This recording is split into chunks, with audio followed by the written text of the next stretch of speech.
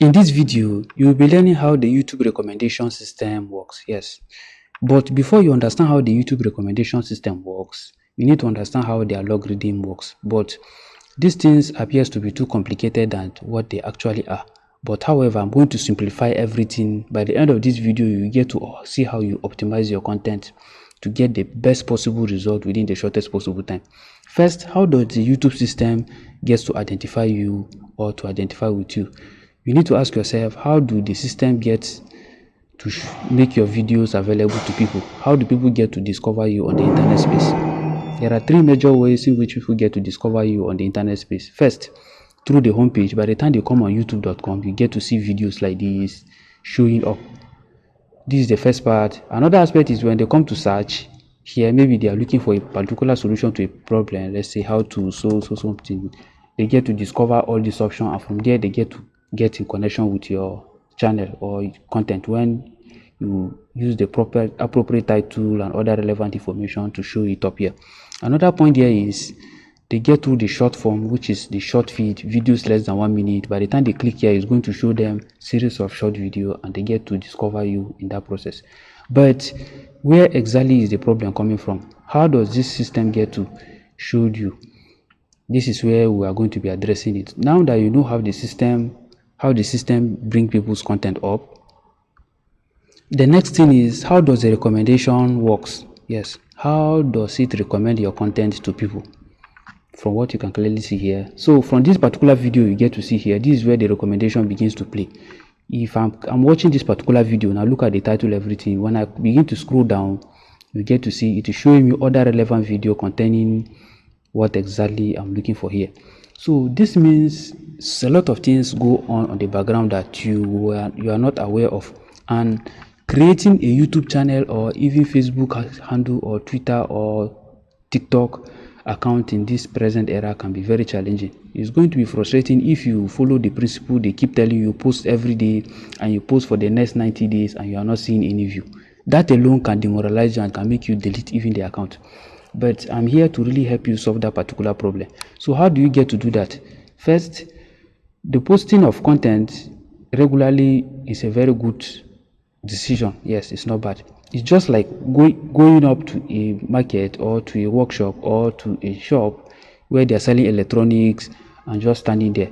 If you don't post, it's like you just create an account and you're just standing there. You need to tell them what you want. So by telling them what you want, you are actually making them take decision to show you things that you need. So that is exactly what the concept of posting consistently comes into play. Posting consistently will trigger the system to identify with you and to make it know that, okay, this is what you are into. And just posting alone is not enough. This is where you need to ask yourself, what are the topic of interest that people are actually looking for? So the topic of interest that people are actually looking for really matters. Then by so doing, you are trying to make the system identify with you in a particular line. And while you are doing that, you need to know that the content you are posting, is it really providing real value? Are you really standing out, as you can clearly see here? And if you are standing out in the field, it means you must be an expert to stand out. You must be very good in it. You need to work very hard to improve.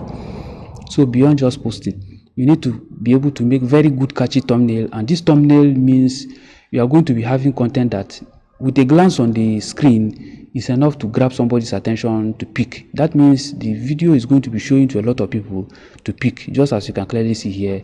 When your videos is being shown to a lot of people, it's going to be shown to 100 people.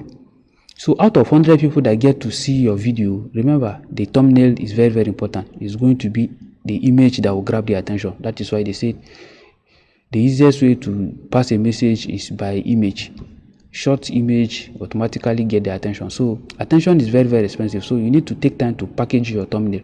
So when it is shown to 100 people, at least 10 people should be able to watch it. If 10 people watch it, that is the first step of triggering the system to recommend your content, which you begin to get more views. After that, they need to be able to watch that video. If it is a 4-minute video, they should be able to watch for at least more than half of the time, which means it must go beyond 2 minutes of watch time.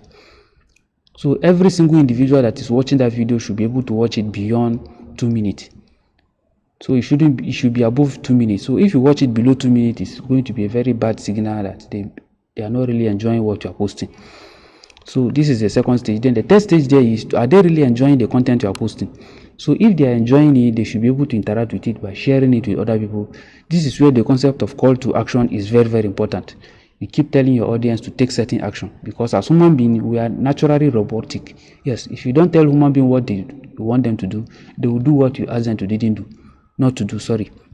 So by telling them what to do, they will do better and even make you enjoy the result. It's going to be a win-win situation for you and the people watching it. So that is it for this particular one. Also the concept of interacting with shares and the rest. So as when you've done all that, you need to ask yourself, what are the topic you are talking about? You look at other content creators who are in that particular field. What are their performance? Are people watching a lot of videos they are posting, or are they not watching? If they are watching a lot, it means you also have a potential audience. If they are not watching, it means the niche you are picking has a very low interest rate, so it means it's going to affect you too. And you also look at competitors. Are there a lot of people in that particular field? If there are a lot of people in that particular field, it means you stand a chance of not getting much views.